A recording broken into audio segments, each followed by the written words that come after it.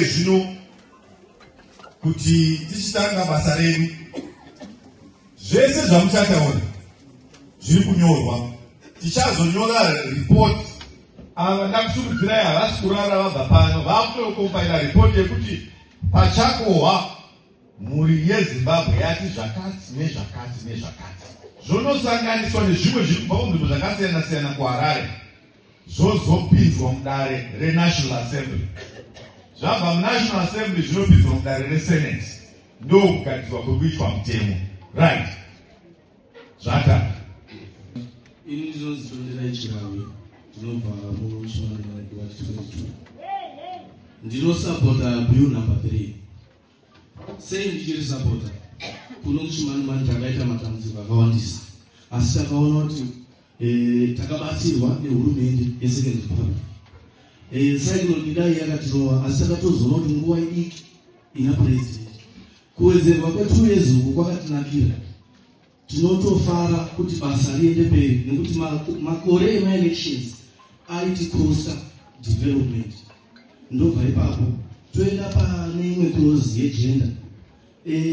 Ndinosapota kuti ngachiite chinhu because irepetition yebasa.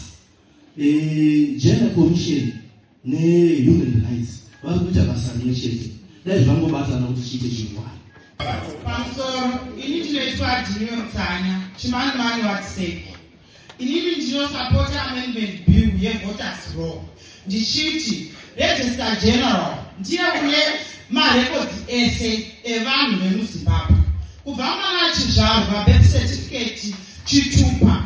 Saka voters law ikabatwa naRegistrar General zvese inenge iri one stop center, zvinenge zvichanga zvese zviri ipapo. Kana munhu afa death certificate anongotora, nenda kuziva kuti munhu akafa atobviswa muvoters law. Zvinotibatsira izvozvo mazvita.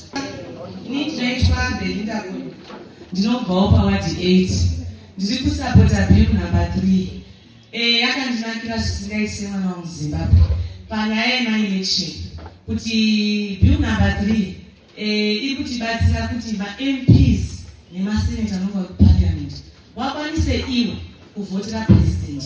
Nenhau yekuti tikada kuvhota kuno zvinokonzeresa zvinhu zvakawanda.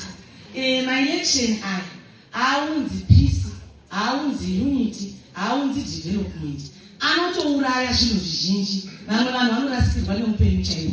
Saka ndiri kufara zisingaiti nebill number 3 kuti president ngavangovhoterwa nemaMPs edu etinenge tasarudza kuno, nekuti kana iwo uri webato rimwewo, kana une chiwimbo naMP wako uchinokumirira zvepresident wako, kuitira nyaya yekuti tichifamba muroti tinonongedzwa upomena mhosva dzisisina kupara kuti matibira handina kuzwisisa. Saka tinoona sekuti kuparliament hakuna vanhu vakawandisa, kune vashoma, zvinenge zviri pajekere, zvinobuda pachena kuti hauna kubirwa asi warusa.